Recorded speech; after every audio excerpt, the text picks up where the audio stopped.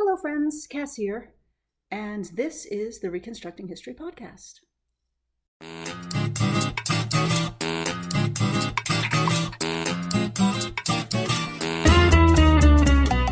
So, if you're watching this on YouTube, you will notice that I am sitting here with no makeup on and my hair in a towel because we're doing some video shooting today and I'm getting ready.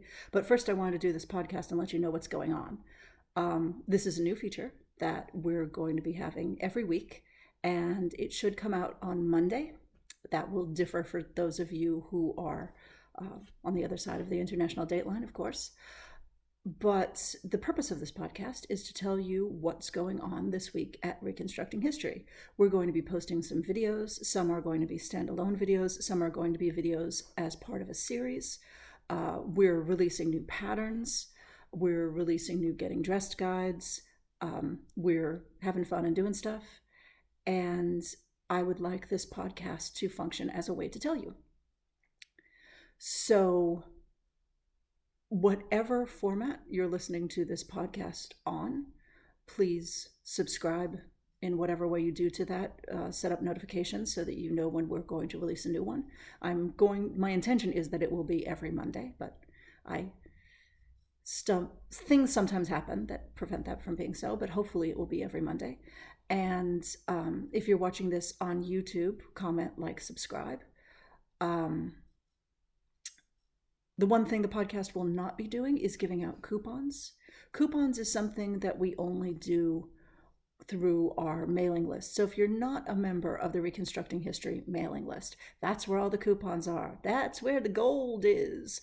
So I will leave a link to our newsletter in the description box on YouTube. If you're listening to this in a podcast reader, please go to YouTube and see the link there. Or next time you check out at Reconstructing History, when you buy something, there's a little box that you can tick that says subscribe me to the email list, because we don't automatically subscribe you.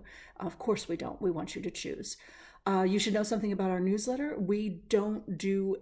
Number one, we never, ever sell your email address. If you create an account at Reconstructing History so that you can see all your previous orders and always have access to your downloads and all that, we will not automatically put you on the email list. We will only put you on the email list if you choose, and we won't ever sell your data. I don't think we'd know how to if we wanted to, but we won't.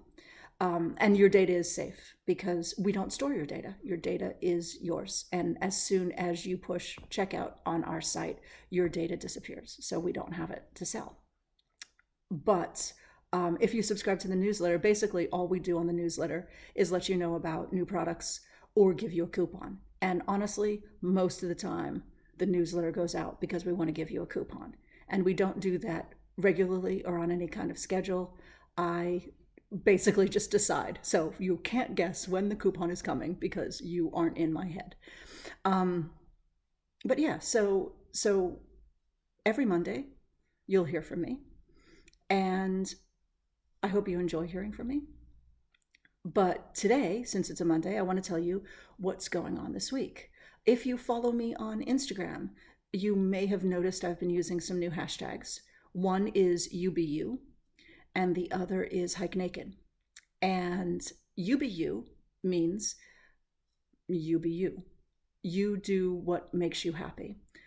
I came up with this idea because I noticed that a lot of people doing vintage stuff on YouTube and other places are really, really pretty. And their makeup is always perfect. Their hair is always perfect. They're always dressed perfectly.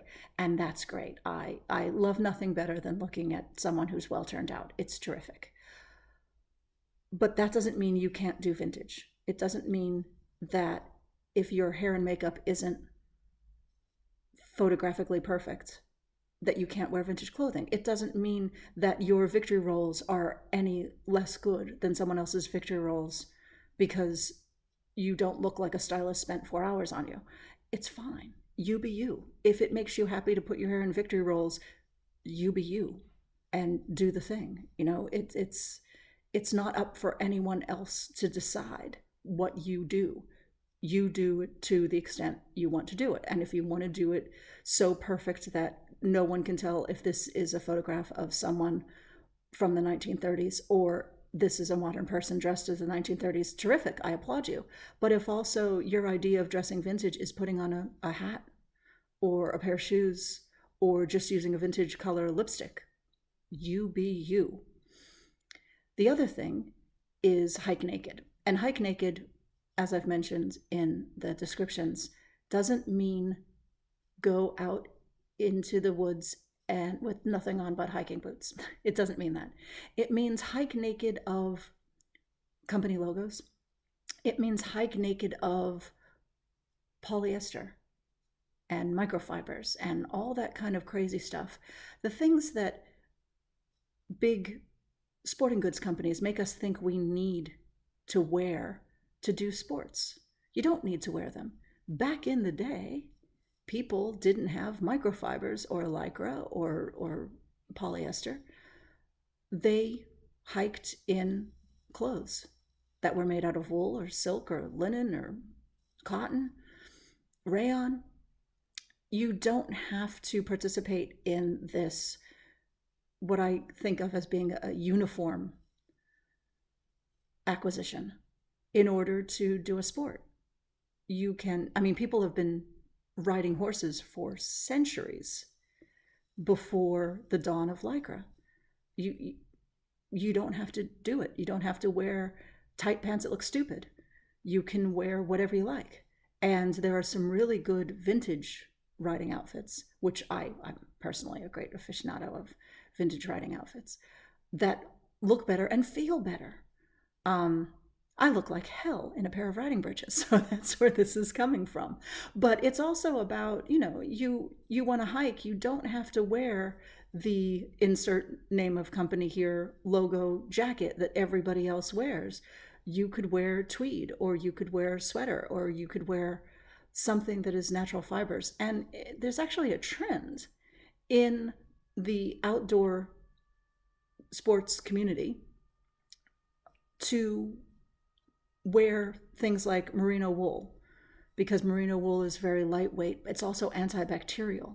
So you sweat in merino wool and it doesn't stink because it fights the bacteria, and bacteria is what makes sweat stink. Silk, because silk is very insulating and very light at the same time. Both wool and silk breathe. So you have all of this moisture wicking technology, and we've had moisture wicking technology since we started weaving. It's called wool. And wool also has an incredible ability to get wet and get warmer. So when you're hiking and your feet sweat and you have on wool socks, your feet don't get cold. Whereas you're wearing cotton socks, your feet freeze. And so Hike Naked is about these using natural fibers when you go and do outdoor stuff. And again, taken in conjunction with UBU, you don't have to do this. You don't have to do this at all. But I'm just a really big proponent of natural fibers and vintage stuff. So hashtag Hike Naked and hashtag UBU. That's all from the Reconstructing History podcast for this week. I've been Cass McGann. Thanks for watching. Make sure you like, subscribe, and hit the bell for notifications from YouTube when I upload a new video. See ya!